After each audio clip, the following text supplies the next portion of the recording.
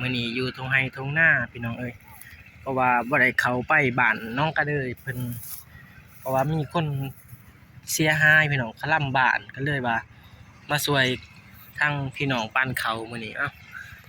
คณะตามนี่กราบทักทายสบายดีเด้อพี่น้องหมดทุกคนว่าจะฟังไทยหรือว่าฟังลาวติดตามส้มสองเบาสายเด้ไปเบิ่งกันเลยพี่น้องวิธีปั้นเขาพี่น้องทางลาวไต่เฮาสบายดีเด้อสบายดีเด้อไปเบิ่งกันเลยพี่น้องปั้นเขามื้อนี้เพราะว่าบ่ได้เข้าไปบ้านน้องกระเดยเพิ่นมีคนเสียพี่น้องคลั่มบ้านเขาไปบ่ได้ก็เลยมาช่วยพี่น้องปั้นเขามื้อนี้พี่น้องเอ้ยอยู่ตรงไหนตรงหน้าพี่น้องเอ้ย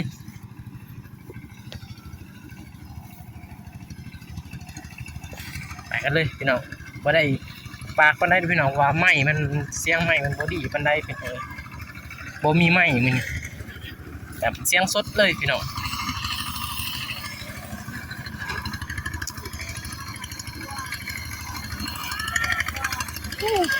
คักๆพี่น้องโอ้ FC ขึ้นกองเลยโอ้เต็มหมดเลยพี่น้องเอ้ยคนลายเลยแบบแบบนี้นี่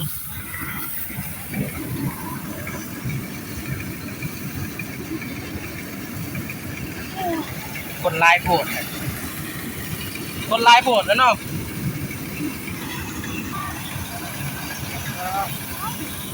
คนลายโผดแหละ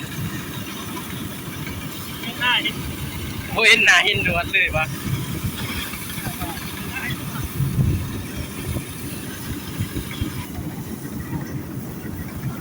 คนเต็มเลยว่าเป็นปลาเลยเสียงดัง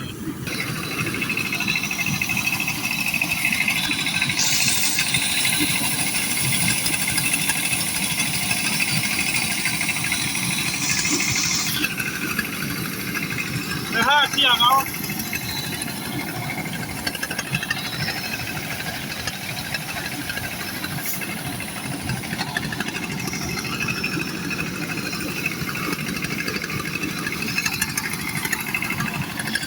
กองเขาความสูง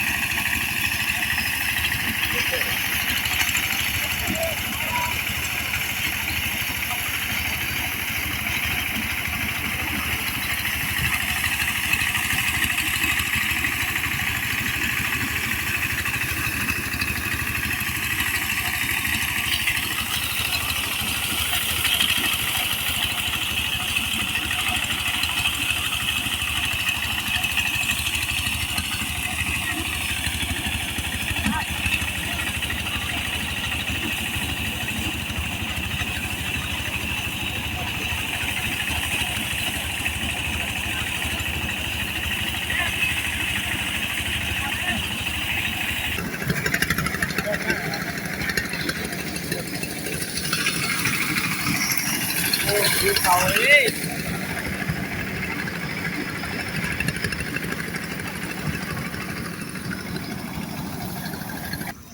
กินน้ำก่อนพี่น้องเอ้ยเมื่อยเลยเมื่อยแห้งเลย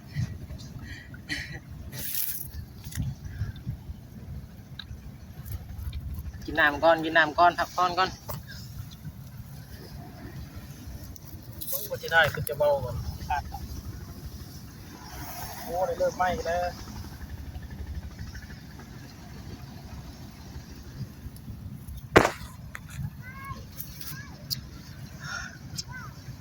เมื่อยพี่น้อง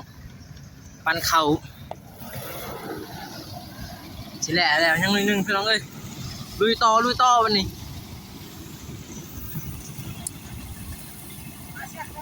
เสียผ้าเพิ่นก็สิแล้วเลยไปพี่น้องลุยต่อเลยพี่น้องดูเขาแล้วนี่เลย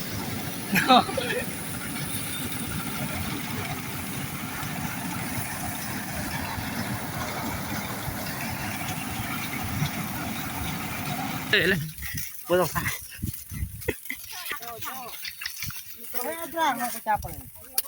ไปเมื่อพี่น้องแล้วบัดนี้แล้วก็เมื่อแล้วนี่เมื่อกินข้าวก่อน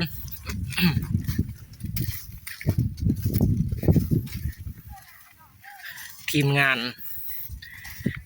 เมียพระ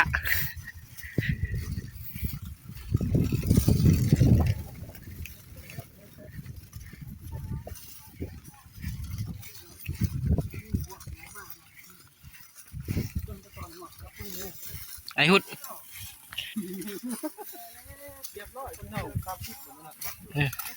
หรือว่ามึงได้สิก็30เห็นทั้งนี้ ผมมีเทียมพี่น้องนั่งอยู่เบาะรถ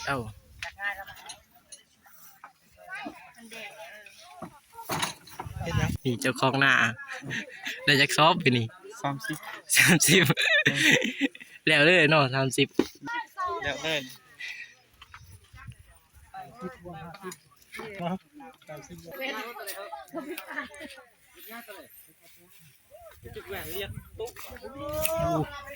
ได้หลายเลยพี่น้องเอ้ย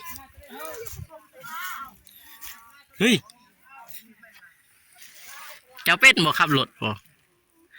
ฮะเจ้าเป็ดบ่เบิ่งโมนี่สิขับรถเอามือเขากระสอบจักปี้ละเจ้าฮะ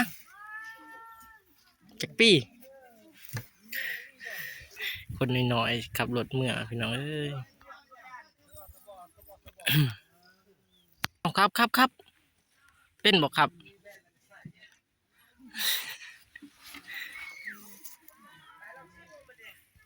อ๋อพี่น้องคลิปนี้ครับ